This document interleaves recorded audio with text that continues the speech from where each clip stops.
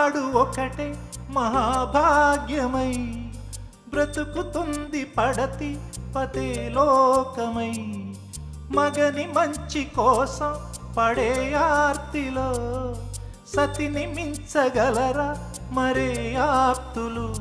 ఏ పూజ చేసినా ఏ నోము నోచినా ఏ స్వార్థము లేని త్యాగం భార్యగా రూపమే పొందగా అపురూపమైనదమ్మ ఆడజన్మ. ఆ జన్మకు పరిపూర్ణత ఇల్లాలమ్మా.